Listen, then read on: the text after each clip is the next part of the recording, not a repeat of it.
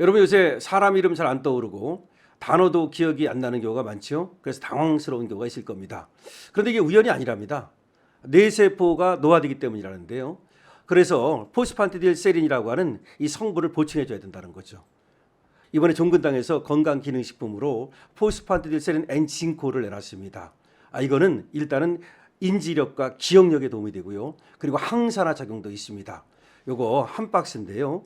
요걸 세 박스를 이렇게 여기에다가 올리브유 좋은 거 아시죠? 올리브유를 두 박스를 이렇게 더해서 3 플러스 2로 여러분께 구성을 해드렸는데요. 결국은 요 세 박스 사시면 결국 요 두 박스를 더 드리는 그런 구성입니다. 여러분들께서 이번에 강신업 TV에서 선보이는 포스판티딜 세린 N진코 이 제품 밑에 나오는 전화번호로 주문하시면 되고요. 강신업 TV 쇼핑몰에서도 구입하실 수 있습니다. 강신업 TV에서 특별히 선보이는 이번 기회를 이용해서 뇌 건강 챙기시기 바랍니다. 안녕하십니까, 강신업 변호사입니다. 이란 전쟁 끝날 것 같으면서도 끝나지 않고 참 오랫동안 갑니다.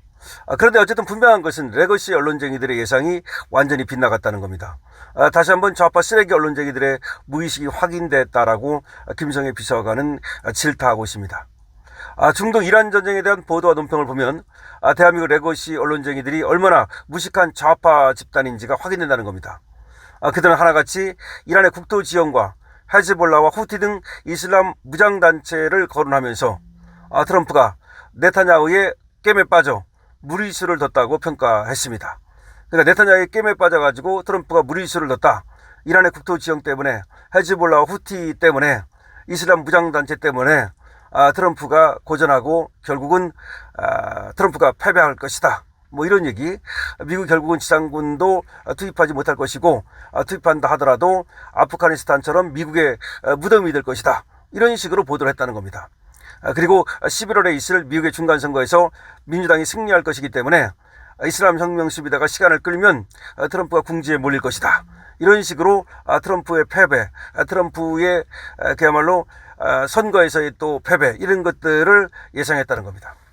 하지만 현재까지 진행되는 이란 전쟁 상황은 대한민국 레거시 언론을 장악한 좌파 언론쟁이들이 얼마나 공부 안 하고 무식한 집단인가를 확인시켜주고 있다는 겁니다. 시간은 이란 혁명 수비대의 편이라던 그들의 예상은 완전히 빗나갔다는 것이죠.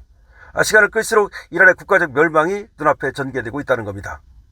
그것은 이란의 호르무즈 봉쇄에 맞서 트럼프 대통령이 항공모함 3척을 투입해서 이란 해역을 역봉쇄하면서 시작이 된 것인데요.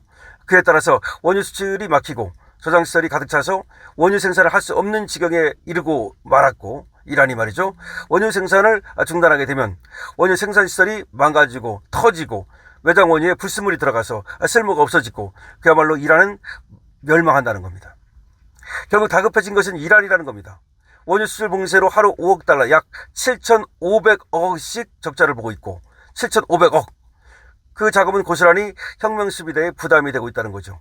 왜냐하면 혁명수비대가 석유산업까지 장악하고 있었기 때문에 이 석유산업이 망가지면 혁명수비대가 망가진다는 겁니다.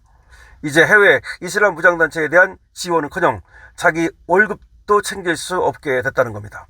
자기 밥그릇도 챙길 수 없게 됐다는 겁니다. 거기에 불똥이 중국으로 옮겨붙고 있다는 겁니다. 중국은 겉으로는 이란으로부터 석유를 수입하고 있지 않다고 말하지만 실제로는 경제제도인 이란산 원유와 베네수엘라산 원유를 값싸게 수입하거나 중개상 노릇을 하면서 돈을 벌었다는 겁니다. 그것이 시진핑 일가족 부정부패의 원천이었다는 거죠. 그런데 베네수엘라와 이란산 원유 도입이 완전히 막히면서 이란 혁명수비대가 곤란에 빠졌다는 겁니다. 따라서 지금 중국은 유조선을 미국 멕시코만에 보내 하루 60만 배럴의 원유를 구걸하는 처지에 놓였다는 겁니다. 중국 원유가 부족하기 때문에 미국에 가가지고서 오히려 원유를 구걸하고 있다는 겁니다. 베네수엘라와 이란의 값싼 원유로 석유화학 산업 등 자국의 생산을 강화하고 중개상 노릇하면서 돈을 벌던 것에서 자기들이 쓰는 원유조차 모자라서 미국에 가서 원유 좀 달라고 구걸하고 있다는 겁니다. 거기에 쓰레기 좌파 언론쟁이들이 예상했던 미 민주당의 중간선거 승리도 물 건너가는 분위기라는 겁니다. 미 연방대법원에서 부정선거 의혹이 있는 우편 투표 등에 대한 검열을 대폭 강화하는 판결이 나왔다는 거죠. 따라서 지금 추세라면 역사상 두 번밖에 없었던 집권당의 중간선거 승리 가능성이 예상되고 있다는 겁니다. 역사상 중간선거에서는 집권당이 승리하기 어려운데 이번에 공화당이 승리할 가능성이 점쳐지고 있다는 겁니다. 결국 시간은 이란 편이고 버티면 승리한다. 이란이 미국 트럼프의 무덤이 될 것이다. 라던 대한민국의 좌파 쓰레기 집단 언론쟁이들의 예상은 완전히 빗나갔다는 겁니다. 어느 시간은 그들이 응원하던 이란 혁명 12대의 무덤이 되고 있고 시진핑의 중국이 공격에 빠지고 있고 중국 공산당의 안전마저 위태로운 지경으로 치닫고 있다는 겁니다. 그리고 현실을 부정하는 대한민국의 레거시 언론과 좌파 쓰레기 언론쟁이들의 재앙만 눈앞에 다가오고 있다는 겁니다. 진실을 가리고 거짓말을 일삼던 그들의 입이 꼬매지고 펜이 꺾어지는 고통을 맛봐야 할 시간이 다가오고 있다는 겁니다. 곧 온 국민이 일어나 좌파 쓰레기 언론쟁이들을 밤이 친중 매국노 이재명과 함께 고이 묻어주는 날이 올 것이다 라고 김성애 비서관은 강경하게 지금 글을 썼습니다. 우리 김성애 비서관 글 잘 쓰죠. 그리고 또 아주 거침이 없습니다. 그야말로 좌파 쓰레기 언론쟁이들하고 이재명 독재자하고 같이 묻어주는 그런 날이 올 거다, 이런 얘기입니다. 좌파 쓰레기 언론이라고 얘기를 하는데 그게 그렇게밖에 얘기할 수 없는 것이 뭐냐면, 아니 사실을 보도해야 되고 그리고 예측을 하더라도 사실에 기반한 예측을 해야 되는 거예요.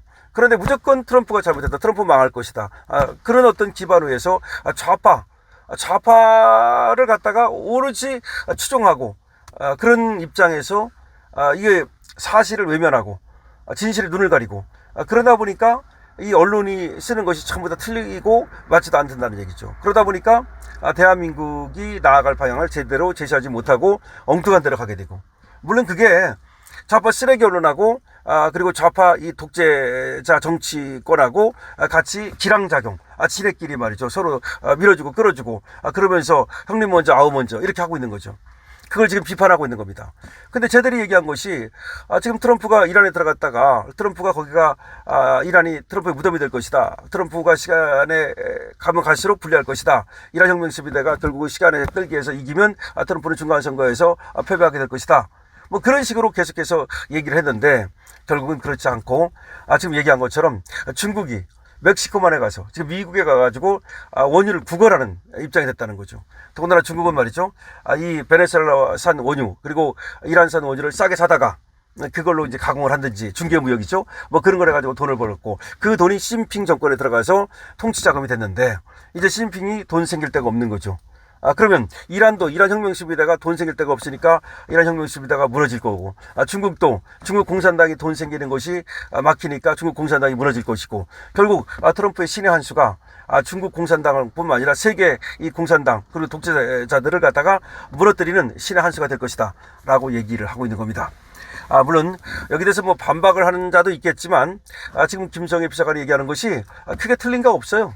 어쨌든 좌파 이 쓰레기 언론들은 항상 보면은 좌파적 입장에서 그리고 또 이재명을 갖다가 옹호하는 입장에서 반 트럼프, 반미, 친중 이런 어떤 그런 노선을 계속해서 걸어왔는데 그것이 이제 망가지는 그런 때가 왔다, 드디어 때가 왔다는 겁니다. 그래서 우리는 이 반미 친중 쓰레기 언론 이것들이 이재명 독재 정권과 함께 그야말로 멸망하는 거 이거를 곧 보게 될 것이다 라고 희망 섞인 얘기를 하고 있습니다. 그러기를 바란다는 얘기이기도 하죠. 어쨌든 지금 저는 대한민국의 이 좌파 언론들은 말할 거 없고 지금 우파를 참칭하는 이 우파 참칭 언론들도 진정한 우파 언론이 아니다, 벌써 이재명한테 줄 섰고 부역하고 있다, 부역 언론이다, 이렇게 얘기를 하는데요. 우리 김성애 비서관은 원래가 언론에 대해서 특히 이 레거시 언론이라고 하는 것들, 특히 우파 언론이라고 하는 것들에 대해서 굉장한 반감을 갖고 있고 비판을 계속하고 있는데, 오늘도 역시 지금 트럼프에 대해서 비판적인 그런 논조만 내고 사실과 다른 얘기를 했던 이 언론들에 대해서 질타를 하고 있습니다. 김성애 비서관이 말이 맞다고 생각하면 225 주시고 그리고 댓글 주시고 좋아요와 구독으로 응원 주시기 바랍니다. 강시범TV입니다.